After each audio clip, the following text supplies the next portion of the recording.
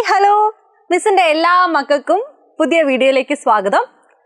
അങ്ങനെ നിങ്ങൾ +2 ഒക്കെ ആയി നിങ്ങളുടെ പബ്ലിക് എക്സാം ഒക്കെ വരികയാണ്, മോഡലിനൊക്കെ വേണ്ടിയുള്ള പ്രിപ്പറേഷനിലാണ്. അപ്പോൾ എല്ലാവരും നല്ല രീതിയിൽ പഠിക്കുന്നുണ്ട് തന്നെ മിസ് വിശ്വസിക്കുന്നു. വിശ്വാസം മാത്രമല്ല, എല്ലാവരും നന്നായിട്ട് പഠിക്കുന്നുണ്ടെന്ന് അറിയാം.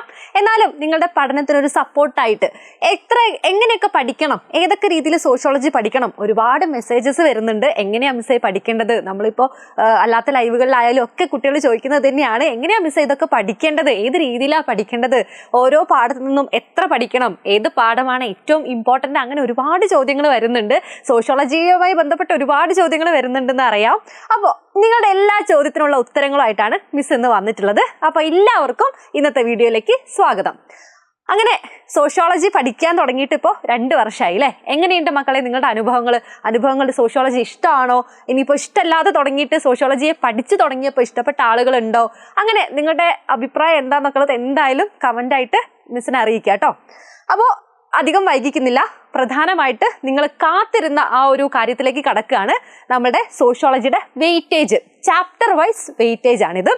അതായത് ഓരോ ചാപ്റ്ററിനും എത്ര മാർക്കാണ്, എത്ര സ്കോർ ആണെന്നുള്ളതാണ് ഇവിടെ പറയാൻ പോകുന്നത്. ഇതിൽ മാറ്റങ്ങൾ വരാം, ഇത് ഏറിയും കുറഞ്ഞും ഒക്കെ ഇരിക്കാം. എന്നിരുന്നാലും ഏകദേശം മിക്കവാറും ഈ ഒരു രീതിയിൽ തന്നെയാണ് ഇതിൻ്റെ ഒരു വെയിറ്റേജ് എന്ന് പറയുന്നത്.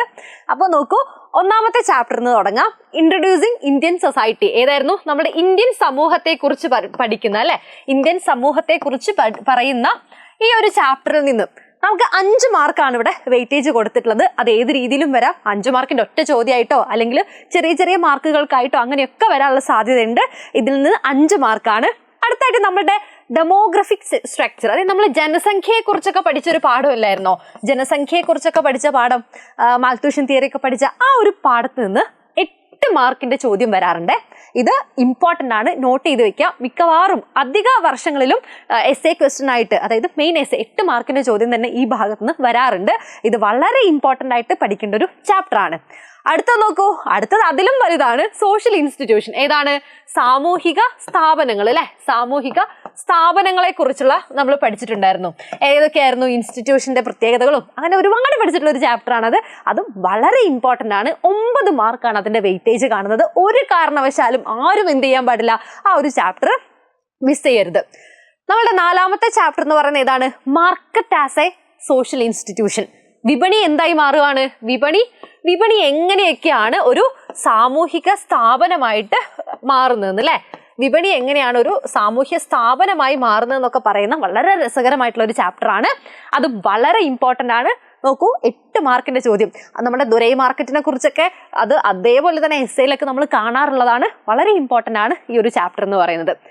അഗെയിൻ 8 മാർക്ക് വെയിറ്റേജ് തന്നെ വരുന്ന ഒരു ചാപ്റ്റർ ആണ് patterns of social inequality and exclusion. നമ്മുടെ സാമൂഹികമായിട്ടുള്ള അസമത്വത്തെ കുറിച്ചൊക്കെ പഠിക്കുന്ന patterns of social inequality and exclusion എന്ന് പറയുന്ന ഈ 5ാമത്തെ ചാപ്റ്ററും ഒരുപാട് ഇമ്പോർട്ടൻ്റ് ആണ്. ഒരുപാട് ചോദ്യങ്ങൾ വരാറുണ്ട്.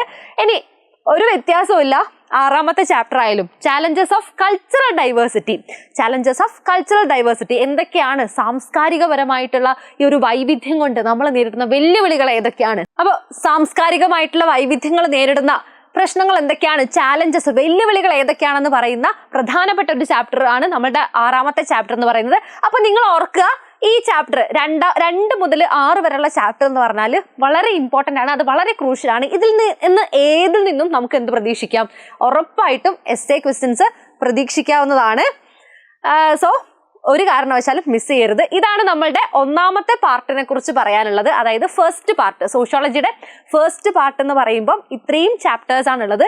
നോക്കൂ, ഇത്രയും ചാപ്റ്റേഴ്സിൽ നിന്ന് തന്നെ എത്ര മാർക്കിന്റെ വെയിറ്റേജ് ആണെന്ന് വരുന്നതെന്നുള്ളത് കണ്ടല്ലോ. അതായത് 8, 9, ഒരു ചാപ്റ്റർ ഒഴിച്ച് ബാക്കി എല്ലാ ചാപ്റ്ററും എന്താണ് 8 മാർക്കിന്റെയും 9 മാർക്കിന്റെയും വരുന്നതാണ്. അപ്പൊ നമ്മൾ വിചാരിക്കും ക്രിസ്മസ് എക്സാമിന് പഠിച്ചല്ലോ, ഇനിയിപ്പോ എന്താണ് അതിന് മുന്നേ നിങ്ങൾക്ക് എന്തെങ്കിലും ഒരു ടേം എക്സാം ഒക്കെ ഉണ്ടെങ്കിൽ അതിനൊക്കെ നിങ്ങൾ ഇത് പഠിച്ചിട്ടുണ്ടാവും. അപ്പോൾ ഓണം എക്സാം ഉണ്ടായിരുന്നല്ലോ അല്ലെ, അതിനൊക്കെ നിങ്ങൾ ചിലപ്പോൾ ഈ ചാപ്റ്റർ ഒക്കെ പഠിച്ചിട്ടുണ്ടാവും എന്ന് കരുതി എന്ത് ചെയ്യരുത്, നമ്മൾ ഒരു കാരണവശാലും പബ്ലിക് എക്സാമിലേക്ക് അതിനെ മിസ് ചെയ്യരുത്. നിങ്ങൾ ചിലപ്പോൾ മറന്നു പോയിട്ടുണ്ടാവും. അതുകൊണ്ട് എന്ത് ചെയ്യണം, കൃത്യമായിട്ട് പഠിച്ച കാര്യങ്ങൾ വീണ്ടും റിവൈസ് ചെയ്യാനും ശ്രമിക്കണം. കാരണം ഇത്രയും മാർക്കിന്റെ വെയിറ്റേജ് ഈ ഭാഗത്ത് നിന്ന്, ഫസ്റ്റ് പാർട്ടിൽ നിന്നും വരുന്നുണ്ടെന്നുള്ളത് മറക്കരുത്. കൃത്യമായിട്ട് ഓർത്തു വെക്കുക കേട്ടോ. അപ്പൊ ഇതാണ് നമ്മുടെ ഫസ്റ്റ് പാർട്ടിനെ കുറിച്ച്, ആദ്യത്തെ 6 പാഠങ്ങളെ കുറിച്ച്, 6 ചാപ്റ്റേഴ്സിനെ കുറിച്ച് നമുക്ക് പറയാനുള്ളത്. ഇനി നമുക്ക് സെക്കൻഡ് പാർട്ടിലേക്ക് കടക്കാം. സെക്കൻഡ് പാർട്ട് എന്ന് പറയുമ്പോൾ കമ്പാരിറ്റീവ്ലി വലിയ വ്യത്യാസമൊന്നുമില്ല, എന്നിരുന്നാലും നോക്കാം. സ്ട്രക്ചറൽ ചേഞ്ച് എന്ന് പറയുമ്പോൾ നമ്മുടെ ഘടന അല്ലെ, സാമൂഹിക ഘടനയെ കുറിച്ചൊക്കെ നമ്മൾ പഠിച്ചൊരു പാഠമായിരുന്നു. സ്ട്രക്ചറൽ ചേഞ്ച്, ഘടനാപരമായിട്ട് എന്തൊക്കെ മാറ്റങ്ങളാണ് വന്നതെന്ന് പഠിച്ചൊരു ചാപ്റ്റർ ആയിരുന്നു. അവിടെ നിന്ന് 6 മാർക്കിനാണ് ചോദ്യങ്ങൾ പറയുന്നത്, 6 മാർക്കിനാണ് ചോദ്യം പറയുന്നത്. അപ്പോൾ ഈ ഒരു 6 മാർക്കിനുള്ള ചോദ്യത്തിനുള്ള ഒരു കാര്യങ്ങൾ നിങ്ങൾ അവിടെ നിന്ന് പഠിച്ച് സെറ്റാക്കി വെക്കണം. ആൻഡ് ദെൻ കൾച്ചറൽ ചേഞ്ചിലേക്ക് വന്നാൽ എങ്ങോട്ടേക്കാണ്? സാംസ്കാരിക മാറ്റം. സാംസ്കാരിക മാറ്റത്തെ കുറിച്ച് പറയുന്ന ഈ ഒരു ചാപ്റ്ററിലേക്ക്, ഈ ഒരു പാഠത്തേക്ക് വന്നു കഴിഞ്ഞാൽ എഗെയിൻ 8 മാർക്കാണ് കേട്ടോ മക്കളെ. 8 മാർക്കിന്റെ ചോദ്യമാണ്. ഓർത്തു വയ്ക്കുക, സംസ്കൃതവൽക്കരണം എവിടെയായിരുന്നു? സംസ്കൃതവൽക്കരണം നമ്മൾ പഠിച്ചത് ഇവിടെയാണ്. അതിന്റെ വിമർശനങ്ങളൊക്കെ പഠിച്ചത് ഇവിടെയാണ്. ഇമ്പോർട്ടന്റ് ആണ്, ഓർത്തു വയ്ക്കുക. And story of Indian democracy, ഇതും വളരെ ഇമ്പോർട്ടന്റ് ആയിട്ടുള്ള ഒരു ചാപ്റ്റർ ആണ്. നിങ്ങൾക്ക് ഒരുപാട് എസ്സേ പോർഷൻസ്, എസ്സേ ക്വസ്റ്റ്യൻ വരാൻ സാധ്യതയുള്ള കാര്യങ്ങൾ, ഷോർട്ട് എസ്സേക്കൊക്കെ ഉള്ള കുറേ കാര്യങ്ങൾ ഈ ചാപ്റ്ററിൽ നമ്മൾ പഠിക്കുന്നുണ്ട്. അറിയാലോ ഏതൊക്കെയാന്നുള്ളത് ഓർമ്മയുണ്ടല്ലോ. അതായത് നമ്മളുടെ ഈ ഒരു എന്തൊക്കെയായിരുന്നു, ഇന്ത്യൻ ജനാധിപത്യത്തെ കുറിച്ചും ജനാധിപത്യത്തിന്റെ ആ ഒരു കഥ, അത്തരം കാര്യങ്ങളൊക്കെ പഠിക്കുന്ന വളരെ ഇൻട്രസ്റ്റിംഗ് ആയിട്ടുള്ളൊരു ചാപ്റ്റർ ആണിത്, ഓർത്തു വയ്ക്കുക. And change and developments in rural society, നമ്മളുടെ റൂറൽ സൊസൈറ്റിയിൽ ഉണ്ടായിട്ടുള്ള മാറ്റങ്ങൾ എന്തൊക്കെയാണെന്ന് പഠിക്കുന്ന ഒരു ചാപ്റ്റർ ആണ്. ഇതും 8 മാർക്കിന്റെ പോർഷൻ ആണ്. 8 മാർക്കിന്റെ വെയിറ്റേജ് ഈ ഭാഗത്ത് നിന്ന് വരുന്നുണ്ട്, ഇമ്പോർട്ടന്റ് ആണ്. അതുപോലെ തന്നെ ഇൻഡസ്ട്രിയൽ സൊസൈറ്റി അല്ലെങ്കിൽ അർബൻ സൊസൈറ്റിയിലുള്ള ഡെവലപ്മെന്റ്സ് എന്തൊക്കെയാണെന്നുള്ളത് അവിടെ 6 മാർക്കിന്റെ ഭാഗമാണ്. 6 മാർക്കിന് ഉള്ള ചോദ്യങ്ങൾ കൃത്യമായിട്ട് ആ ഭാഗത്ത് നിന്ന് വരും. ഒരുപാട് പ്രീവിയസ് ഇയർ ക്വസ്റ്റ്യൻ ഒക്കെ നോക്കിക്കഴിഞ്ഞാൽ അറിയാം, ഒരുപാട് ചോദ്യങ്ങൾ വരുന്ന ഏരിയ തന്നെയാണ് അല്ലെ ഇതൊക്കെ. ആൻഡ് അടുത്ത സെക്കൻഡ് പാർട്ടിലെ 6ാമത്തെ ചാപ്റ്റർ എന്ന് പറഞ്ഞാൽ ഗ്ലോബലൈസേഷൻ ആൻഡ് സോഷ്യൽ ചേഞ്ച്. എന്തൊക്കെയാണ് നമ്മളുടെ ആഗോളവൽക്കരണം കൊണ്ട് ഉണ്ടായിട്ടുള്ള അല്ലെ, ആഗോളവൽക്കരണത്തിനെ കുറിച്ച് ഡീറ്റെയിൽ ആയിട്ട് നമ്മൾ എന്ത് ചെയ്യുന്നുണ്ട്, ഇവിടെ പഠിക്കുന്നുണ്ട്. ആഗോളവൽക്കരണം കൊണ്ടുണ്ടായിട്ടുള്ള മാറ്റങ്ങൾ എന്തൊക്കെയാണ്, ആഗോളവൽക്കരണം കൊണ്ടുള്ള മാറ്റങ്ങൾ എന്തൊക്കെയാണ് എന്നുള്ളതാണ് ഈ ഒരു ഭാഗത്ത് നമ്മൾ കൃത്യമായിട്ട് പഠിക്കുന്നത്. അതുകൊണ്ട് വന്നിട്ടുള്ള എന്തൊക്കെ സോഷ്യൽ ചേഞ്ചുകൾ ഉണ്ട് എന്നുള്ളത് 6 മാർക്കിനാണ് ഇവിടെ വെയിറ്റേജ് വരുന്നത്. Mass media and communications 8 mark, പഠിക്കാൻ ഏറ്റവും എളുപ്പമുള്ളതും അതുപോലെ തന്നെ പഠിച്ചു കഴിഞ്ഞാൽ നിങ്ങൾക്ക് എന്തായാലും നല്ലൊരു സ്കോർ ചെയ്യാൻ പറ്റുന്നതുമായിട്ട് ഒരു ചാപ്റ്റർ ആണ് മാസ് മീഡിയ ആൻഡ് കമ്മ്യൂണിക്കേഷൻസ് എന്ന് പറയുന്നത്. ഒരുപാട് തിയറികളോ അല്ലെങ്കിൽ തിയറിയുടെ പ്രശ്നങ്ങളോ ഒന്നും നിങ്ങളെ എഫക്ട് ചെയ്യാത്ത ഒരു ഈസി ആയിട്ടുള്ള ചാപ്റ്റർ ആണ്. ഒരുപക്ഷെ നിങ്ങൾക്ക് വളരെ ഇൻട്രസ്റ്റിംഗ് ആയിട്ട് പഠിക്കാൻ താല്പര്യമുള്ള മാസ് മീഡിയ ആണ്, കമ്മ്യൂണിക്കേഷൻ ആണ്. അപ്പോൾ എന്താണ് 8 മാർക്കാണ് മക്കൾ ഈ ഭാഗത്ത് നിന്ന് പഠിച്ചാൽ നമുക്ക് കിട്ടാൻ പോകുന്നത്. അപ്പോൾ അത്രയും ഇമ്പോർട്ടന്റ് ആയിട്ടുള്ള ഒരു ചാപ്റ്റർ ആണിത്. ഇത് കാണുമ്പോൾ ചിലപ്പോൾ എന്താണ് ഇതൊക്കെ നമുക്ക് അറിയുന്ന കാര്യങ്ങളല്ലേ എന്ന് വിചാരിച്ച് നിങ്ങൾ മിസ് ചെയ്യരുത്. ഇമ്പോർട്ടന്റ് ആയിട്ടുള്ള ഒരു ചാപ്റ്റർ തന്നെയാണ്. അഗെയിൻ സോഷ്യൽ മൂവ്മെന്റ്സും ഈ പറഞ്ഞ പോലെ വളരെ ഇൻട്രസ്റ്റിംഗ് ആയിട്ടുള്ള ഒരുപാട് മൂവ്മെന്റുകളെ കുറിച്ചൊക്കെ പറയുന്ന സാമൂഹ്യ പ്രസ്ഥാനങ്ങൾ അല്ലെ, പ്രസ്ഥാനങ്ങളെ കുറിച്ച് പറയുന്ന ചാപ്റ്റർ ആണ്. പ്രസ്ഥാനങ്ങൾ എന്തൊക്കെയായിരുന്നു, സാമൂഹ്യ പ്രസ്ഥാനങ്ങൾ എന്നുള്ളതിനെ കുറിച്ച്, ചിപ്കോ മൂവ്മെന്റ് പോലുള്ള അത്തരത്തിലുള്ള എൻവയോൺമെന്റൽ മൂവ്മെന്റ്സിനെ കുറിച്ചൊക്കെ പറയുന്ന ഒരു ചാപ്റ്റർ ആയിരുന്നു. അപ്പോൾ ഈ ഒരു ചാപ്റ്ററിൽ നിന്നും 8 മാർക്കിന്റെ വെയിറ്റേജ് വരുന്നുണ്ട് മക്കളെ. ഈ മാസ് മീഡിയ ആൻഡ് കമ്മ്യൂണിക്കേഷനും അതുപോലെ തന്നെ ബഹുജന മാധ്യമങ്ങൾ അല്ലെ. അപ്പൊ ഈ പോർഷനിൽ നിന്നൊക്കെ ഇത്രയും ചോദ്യങ്ങളാണ്, ഇത്രയും മാർക്കിനുള്ള ചോദ്യങ്ങളാണ് ഈ ഭാഗത്തു നിന്നൊക്കെ വരുന്നത്. അപ്പോൾ ഏകദേശം വെയിറ്റേജ് എങ്ങനെയാന്നൊക്കെ ഉള്ളത് എല്ലാവർക്കും മനസ്സിലായല്ലോ. ഒരു കാരണവശാലും ഫസ്റ്റ് പാർട്ട് നിങ്ങളോട് വിട്ടുപോകാനോ മിസ് ചെയ്തു പോകാനോ പാടില്ല.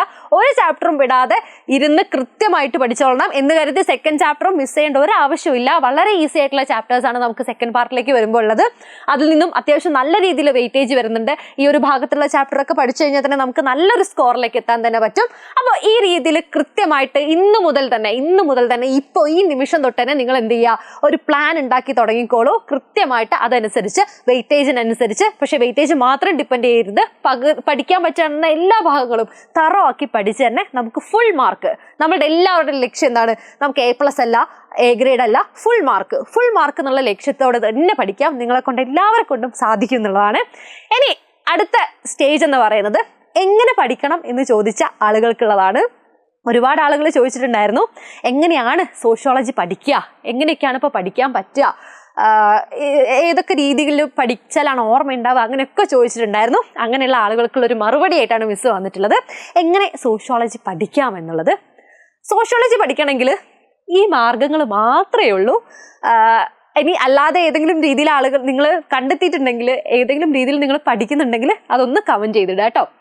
റീഡിങ്, റൈറ്റിംഗ്, റിവിഷൻ, റിപ്പീറ്റ്, ഇതാണ് നമുക്കുള്ളത്. Reading, writing, revision, repeat. ഇത്രയും കാര്യങ്ങൾ ചെയ്തു കഴിഞ്ഞാലേ നമുക്ക് നല്ല രീതിയിൽ ഫുൾ മാർക്കിലേക്ക് ഉറപ്പായിട്ട് എത്താൻ സാധിക്കും. അപ്പോൾ എന്താണ് റീഡിങ്? നമ്മളെല്ലാവരും ചെയ്യുന്ന കാര്യം തന്നെയാണ് അല്ലേ? ഇത് മിസ്സായിട്ട് പറഞ്ഞു തരേണ്ട കാര്യമില്ല. ഇത് നിങ്ങളുടെ മന്ത്രയായിട്ടോ എങ്ങനെയെങ്കിലും നിങ്ങൾ ഈ ഒരു കാര്യം മനസ്സിൽ ഉറപ്പിക്കുക. റീഡ് ചെയ്യണം, റൈറ്റ് ചെയ്യണം, വായിക്കണം, എഴുതണം, റിവിഷൻ ചെയ്യണം. അത് മാത്രം പോരാ, ഇത് വീണ്ടും നമ്മൾ എന്ത് ചെയ്തുകൊണ്ടിരിക്കണം? റിപ്പീറ്റ് ചെയ്തുകൊണ്ടിരിക്കണം. ക്രിസ്മസ് എക്സാമിന് പഠിച്ചു എന്ന് കരുതി നമ്മൾ എന്തിനു പഠിക്കാതിരിക്കരുത്? നമ്മൾ മോഡൽ എക്സാമിന് പഠിക്കാതിരിക്കരുത്.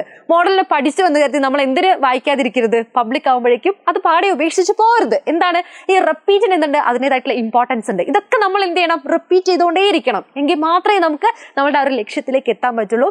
അപ്പോൾ എല്ലാ വീഡിയോയിലും എല്ലാ ടീച്ചേഴ്സും പറയുന്ന പോലെ തന്നെ കുറച്ച് ദിവസം നിങ്ങൾ എന്ത് ചെയ്യുക?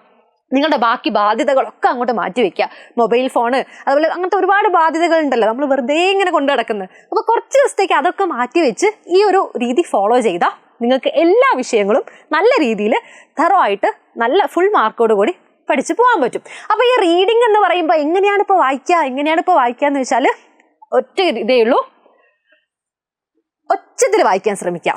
എങ്ങനെ വായിക്കാൻ ശ്രമിക്കാം? ഇപ്പൊ നിങ്ങൾക്ക് ചിലപ്പോൾ ചിരി വരില്ല, അങ്ങനെ മിസ് ഇപ്പോൾ ഒച്ചത്തിൽ വായിക്കുക. അപ്പോൾ മറ്റുള്ളവർക്ക് ശല്യം വരാത്ത രീതിയിൽ എല്ലാ ചാപ്റ്ററും എല്ലാ പാഠഭാഗങ്ങളും അല്ലെങ്കിൽ എല്ലാ പാഠങ്ങളിലൂടെയും നിങ്ങൾ കടന്നു പോകണം. ഇൻ കേസ് നോട്ട്ബുക്ക് ആയിക്കോട്ടെ, വേറെ എന്തെങ്കിലും രീതിയിലുള്ള മെറ്റീരിയൽസോ എന്തോ ആയിക്കോട്ടെ, എല്ലാ ചാപ്റ്റേഴ്സിലൂടെയും നിങ്ങൾ ഉറപ്പായിട്ടും കടന്നു പോകുന്നുണ്ട് എന്നുള്ളത് ഉറപ്പ് വരുത്തുക. അതെങ്ങനെ വായിക്കുക? പറ്റുകയാണെങ്കിൽ നിങ്ങളൊന്ന് ഒച്ചത്തിൽ വായിച്ചു നോക്കൂ. അങ്ങനെ വായിച്ചു പഠിക്കുന്ന ആളുകൾ ഉണ്ടാവും. പക്ഷെ അപ്പം നിങ്ങൾക്ക് എന്ത് ചെയ്യും? നിങ്ങളൊന്ന് റിഫ്രഷ് ആവും. കുറച്ച് കഴിഞ്ഞ് നിങ്ങളൊന്ന് തളരും. അപ്പോൾ ഒന്നുകൂടി ഒന്ന് റിഫ്രഷായി വന്ന് ഒച്ചത്തിൽ വായിച്ച് പഠിക്കാൻ ശ്രമിച്ചാൽ നമുക്ക് കുറച്ചുകൂടി മനസ്സിലെന്ത് ചെയ്യും?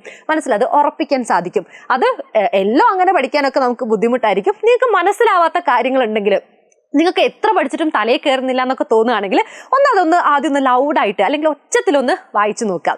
വീണ്ടും വീണ്ടും വീണ്ടും എന്ത് ചെയ്യുക? അങ്ങനെ വായിച്ച് നമുക്ക് എന്ത് ചെയ്യാൻ പറ്റും? നമുക്ക് അതിനെ നമ്മുടെ മനസ്സിലേക്ക് പതിപ്പിച്ചെടുക്കാൻ പറ്റും. എന്ന് കരുതി ബൈ ഹാർട്ട് പഠിക്കുകയല്ല, നമുക്ക് എന്ത് ചെയ്യാൻ വേണ്ടത്? മനസ്സിലേക്ക് പതിപ്പിക്കുകയാണ് വേണ്ടത്, ബൈ ഹാർട്ടിങ് അല്ല കേട്ടോ. അതാണ് റീഡിങ് എന്നുള്ളത് കൊണ്ട് പറഞ്ഞത്. റൈറ്റിംഗ് എന്ന് പറഞ്ഞാൽ വേറെ ഒരു രക്ഷയില്ല, ഷോർട്ട് നോട്ട് ഉണ്ടായിക്കോളാം. നിങ്ങൾക്ക് ക്യാപ്സ്യൂൾ നോട്ട് ഉണ്ടാവും, അതുപോലെ തന്നെ മറ്റ് മെറ്റീരിയലുകളും ഒക്കെ എല്ലാ സ്ഥലത്തു നിന്നും കിട്ടുന്നുണ്ടാവും. എന്നിരുന്നാലും നിങ്ങളുടേതായിട്ടുള്ള ഒരു ഷോർട്ട് നോട്ട്, കുഞ്ഞു നോട്ടുകൾ അതുണ്ടാവുക എന്ന് പറയുന്നത് അത് വളരെ ഒരു നല്ല കാര്യമാണ്. കാരണം നിങ്ങൾക്ക് എപ്പോഴും ഇപ്പോൾ മോഡൽ എക്സാമിന് പഠിച്ചു കഴിഞ്ഞാലും പബ്ലിക് ആകുമ്പോഴേക്കും ജസ്റ്റ് ഒന്ന് റെഫർ ചെയ്ത് പോകാനൊക്കെ അത് ഒരുപാട് ഉപകരിക്കും. അപ്പോൾ ഇത്തരത്തിലുള്ള ഷോർട്ട് നോട്ട് ഉണ്ടാക്കുന്ന ഒരു culture as A humanities student നമ്മൾ ഉറപ്പായിട്ടും അത് നമ്മൾ ഡെവലപ്പ് ചെയ്ത് കൊണ്ടുവരേണ്ട ഒരു കാര്യമാണ്. ഷോർട്ട് നോട്ട് എല്ലാ കാര്യങ്ങൾക്കും ഷോർട്ട് നോട്ട് ഉണ്ടായിരിക്കുക എന്ന് പറയുന്നത്, ലെക്ചർ നോട്ട് അല്ലാതെ നമ്മൾ പഠിക്കുന്ന സമയത്ത് ഷോർട്ട് നോട്ട് എഴുതുക എന്ന് പറയുന്നത് അത് നല്ലൊരു ശീലമാണ്. അപ്പോൾ അത് നിങ്ങൾ ഡെവലപ്പ് ചെയ്ത് കൊണ്ടുവരണം, ഉറപ്പായിട്ടും കൊണ്ടുവരണം. അതുപോലെ തന്നെയാണ് റിവിഷൻ. ഇതില്ലാതെ നിങ്ങൾ പരീക്ഷാ ഹാളിലേക്ക് പോകാനേ പാടില്ല. കാരണം റിവൈസ് ചെയ്ത് നമ്മൾ വീണ്ടും മനസ്സിൽ പതിപ്പിക്കണം. ബൈ ഹാർട്ടിങ് അല്ല, ഓർക്കുക. എന്താണ് വേണ്ടത്? നമ്മൾ മനസ്സിൽ അത് തന്നെ ആഴത്തിലെത്തണം. ആ കാര്യങ്ങൾ ഓർക്കുക, റിവൈസ് ചെയ്യാൻ വിട്ടുപോകരുത്. അപ്പോൾ അതിനുള്ള സമയം കൂടെ നമ്മൾ ഉറപ്പായിട്ടും കണ്ടെത്തണം. നിങ്ങളിപ്പോൾ ഒരു കാര്യങ്ങൾ പഠിച്ചു കഴിഞ്ഞു, ഇനിയിപ്പോൾ അടുത്തൊരു ടോപ്പിക്കിലേക്ക് പോവുകയാണെങ്കിലും നിങ്ങൾ വെറുതെ ഒന്ന് തിരിച്ചൊന്ന് ആലോചിച്ച് നോക്കുക, എന്തൊക്കെയായിരുന്നു ഞാൻ പഠിച്ചതിൻ്റെ അണ്ടറിലുള്ള പ്രധാനപ്പെട്ട ഹെഡിങ്സ് എന്തൊക്കെയായിരുന്നു? അത്തരം കാര്യങ്ങളൊക്കെ എന്ത് ചെയ്യണം? നിങ്ങൾ ഓർത്ത് വെക്കണം. പിന്നെ നമ്മുടെ സോഷ്യോളജിക്കാർക്ക് ഉണ്ടാകുന്ന ചെറിയൊരു പ്രശ്നം എന്താണെന്ന് വെച്ച് കഴിഞ്ഞാൽ, ഉത്തരം ചിലപ്പോൾ നിങ്ങൾക്ക് കൃത്യമായിട്ട് അറിയണ്ടാവും. ഒരു ചോദ്യത്തിൻ്റെ ഉത്തരം നിങ്ങൾ പഠിച്ചു പോയ കാര്യമായിരിക്കും, പക്ഷെ ചിലപ്പോൾ ചോദ്യം കാണുന്ന സമയത്ത് ഇതിൻ്റെ ഉത്തരമായിരുന്നു അത് എന്നുള്ള ഒരു കണക്ഷൻ ചിലപ്പോൾ വിട്ടുപോകാനുള്ള ഒരു സാധ്യതയുണ്ട്. അത് പരീക്ഷ ഹാളിൽ ചിലപ്പോൾ ടെൻഷനായിട്ടോ അല്ലെങ്കിൽ നമ്മുടെ എന്തെങ്കിലും മറവി കൊണ്ടോ അശ്രദ്ധ കൊണ്ടോ ഒക്കെ അങ്ങനെ സംഭവിക്കാറുണ്ട്. അപ്പോൾ എന്ത് ചെയ്യുക? നിങ്ങൾ ടെക്സ്റ്റ് ബുക്ക് നോക്കിയിട്ട്, നമ്മൾ ഈ നോട്ട്സ് ആണ് ഫോളോ ചെയ്യുന്നതെങ്കിലും അതിൻ്റെ ഹെഡിങ്സും കൂടെ കേട്ടോ, അതിൻ്റെ കൃത്യമായിട്ടുള്ള ഹെഡിങ് ചിലപ്പോൾ നമ്മൾ ഷോർട്ടാക്കി എഴുതി വെച്ച ഹെഡിങ് ആയിരിക്കില്ല ക്വസ്റ്റ്യൻ പേപ്പറിൽ വരുന്നത്. അപ്പോൾ എന്താണ് ടെക്സ്റ്റ് ബുക്കിൽ, അതിനാണ് നിങ്ങളോട് ടെക്സ്റ്റ് ബുക്ക് എന്ത് ചെയ്യണം? ടെക്സ്റ്റ് ബുക്കായിട്ട് പരിചയം വേണം എന്നുള്ളത് മിസ് ഇടയ്ക്കിടയ്ക്ക് പറയാറില്ലേ? ലൈവ് കയറുന്നവർക്ക്, സൂം ലൈവിലുള്ളവർക്കൊക്കെ അറിയാം, ടെക്സ്റ്റ് വായിക്കണം എന്ന് പറയുന്നതിൻ്റെ പ്രധാന കാരണം എന്ന് പറയുന്നത് ഇതാണ്. കാരണം ഈ ഹെഡിങ്സ് ഒക്കെ ആയിട്ട് നിങ്ങൾക്ക് നല്ല ബന്ധം വേണം. അപ്പോൾ എന്ത് ചെയ്യണം? കൃത്യമായിട്ട് ഈ ഒരു രീതിയിൽ റിവൈസ് ചെയ്തും കൂടെ പോയി കഴിഞ്ഞാൽ യെസ് യു ക്യാൻ. എന്താണ്? നിങ്ങൾക്ക് പറ്റും. ഈ ഒരു കാര്യം ഓർത്ത് വയ്ക്കാം, എപ്പോഴും നിങ്ങളുടെ മനസ്സിലുണ്ടായിരിക്കണം. യെസ് ഐ ക്യാൻ, എന്നെ കൊണ്ട് പറ്റും, എന്നെ കൊണ്ട് പറ്റാത്തായിട്ട് ഒരു കാര്യമില്ല, നമ്മൾ ആരെ കൊണ്ടും പറ്റാത്തായിട്ട് ഒരു കാര്യമില്ല. Full mark. അപ്പോൾ എങ്ങനെയാ? Full mark. ആ ഒരു ഫുൾ മാർക്കിലേക്ക് എല്ലാവരും എത്താൻ വേണ്ടിയിട്ട് നന്നായിട്ട് തന്നെ പരിശ്രമിക്കുക. ഇനി വരുന്ന ദിവസങ്ങൾ നല്ല എഫക്റ്റീവായിട്ട് യൂസ് ചെയ്യുക. നമുക്ക് വീണ്ടും മറ്റ് ക്ലാസ്സുകളിലൊക്കെ ആയിട്ട് കാണാം. ബൈ.